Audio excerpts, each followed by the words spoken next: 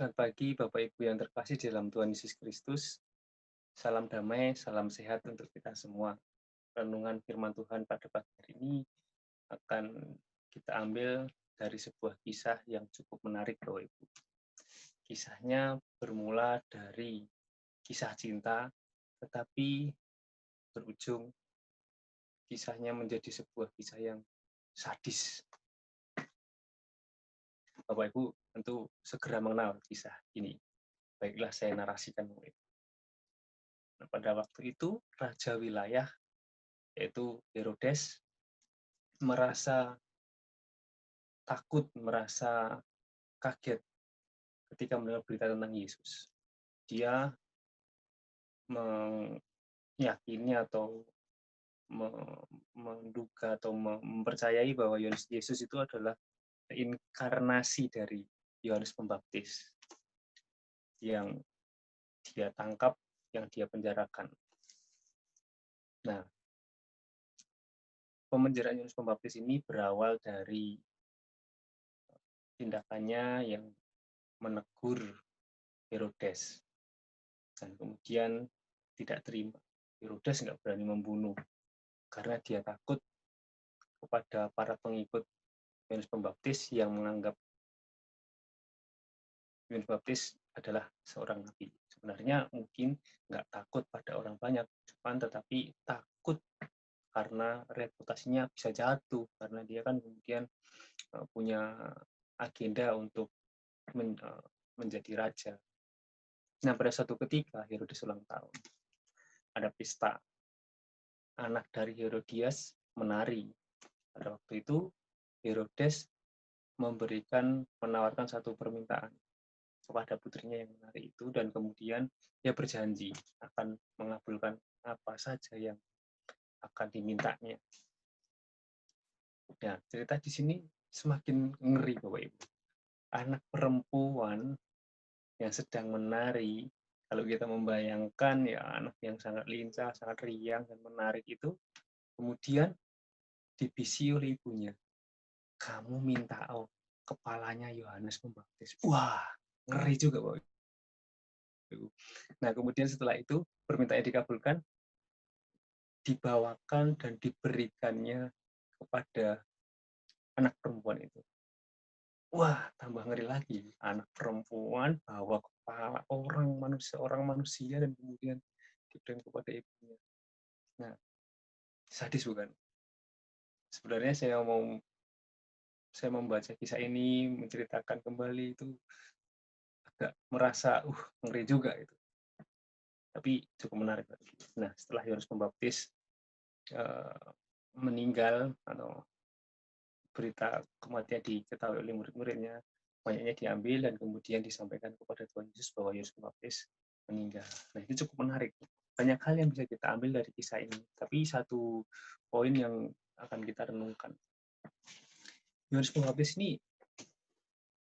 berani-beraninya mengkritik atau mengingatkan seorang raja wilayah yang berkuasa. Biasanya kalau ada orang yang berkuasa melakukan apa saja, itu kan takut juga, ngeri, resikonya terlalu besar, gitu kan. Nah, yang dilakukan kemudian apa? Ya sudah, pura-pura tidak tahu dan baik-baik saja, ya kalau paling banter ya ngomong di belakang gitu ya, jangan sampai kedengaran, supaya ya kita bebas dari resiko yang besar itu. Tetapi Yohanes Pembaptis enggak, dia punya keberanian yang ya luar biasa Bapak Ibu. Dia berani kemudian mengatakan kebenaran kepada seorang yang berkuasa sekalipun. Sekalipun resikonya ya dia tanggung sungguh-sungguh, ditangkap, dibelenggu, dipenjara, dan pada akhirnya ya mati gitu. Nah, tetapi kan Yohanes Pembaptis telah meladankan sebuah integritas sebagai seorang yang percaya kepada Allah. Dia mengingatkan seseorang yang berkuasa, seorang raja yang memimpin masyarakat supaya memberi teladan yang baik, mengingatkan supaya tidak melakukan yang jahat. Dia berani. kemudian yang menarik lagi adalah bahwa kok bisa sampai sedemikian marahnya padahal ditegur yang baik. Padahal diingatkan supaya tidak melakukan apa yang tidak berkenan di hadapan Tuhan. Dia marah. Kemarahan itu kemudian membawanya bertindak satu yang lebih jauh, yaitu memenjara dan pada akhirnya melakukan tindakan pembunuhan. Tindakan melakukan doing something, gitu ya, melakukan tindakan jahat, membunuh, diawali dari sebuah rasa marah, ketersinggungan. Nah, betapakah ini cukup menarik kalau kita refleksi dalam kehidupan sehari-hari. Rasa marah yang timbul dari sebuah sikap, dari ketersinggungan yang dilakukan oleh orang lain, yang kita dengar atau yang kita lihat, dan kemudian menimbulkan tindakan jahat.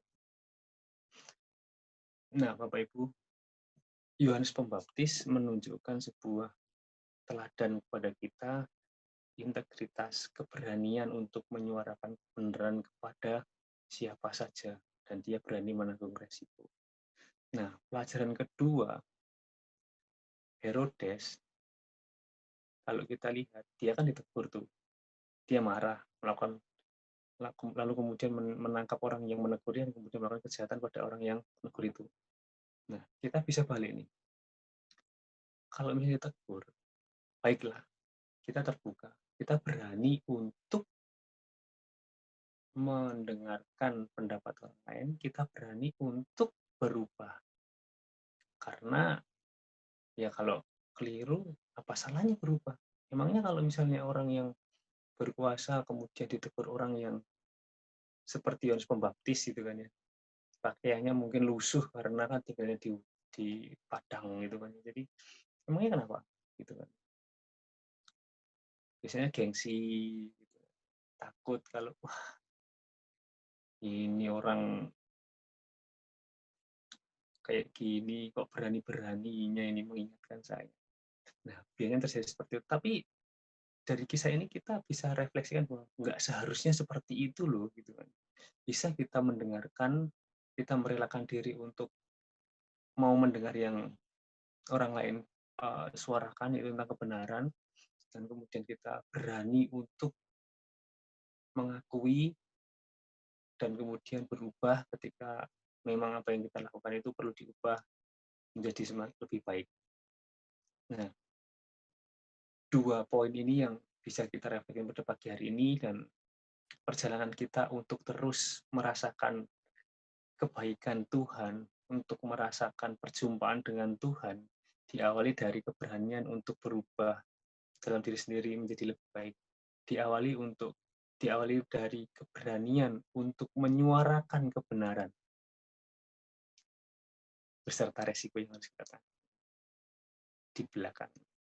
Selamat beraktivitas. Tuhan Yesus memberkati. Amin.